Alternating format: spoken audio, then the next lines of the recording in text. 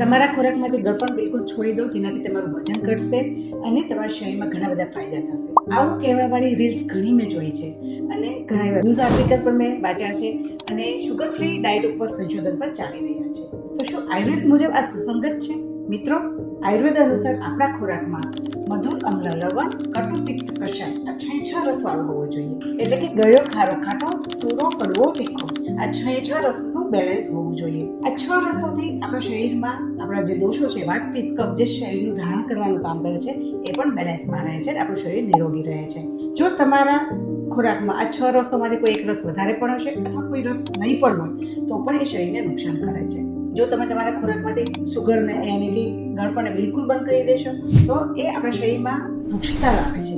વૃક્ષતાથી આપણા શરીરમાં વાયુ વધે છે અને આ વાયુ વધવાથી આપણા શરીરમાં વાત રિલેટેડ રોગો થાય છે. શરીરમાં દુર્બળતા આવે છે, શરીર વીકનેસ ફીલ કરે છે, ચામડી વૃક્ષ થઈ જાય છે, ચામડીનો કલર ચાકો પડી જાય છે અને ઘણા બધા પ્રોબ્લેમ ચાલુ થાય છે. તો આવા સમયે તમારા ખોરાકમાં ગળપણ માટે તમે દેશી ગોળ, મધ અથવા ખડી સાકરનો ઉપયોગ કરી શકો છો. આયુર્વેદમાં સંપૂર્ણપણે ગળપણ છોડવાનો ક્યાંય ઉલ્લેખ કરેલું નથી. તો આવી નાની નાની હેલ્થ ટિપ્સ ઘણા લોકોની જાણકારી હોતી નથી. તો વધારે લોકોને આ મેસેજ પહોંચાડો, અમારી આ રીલ્સને શેર કરો અને અમારા પેજને ફોલો કરો.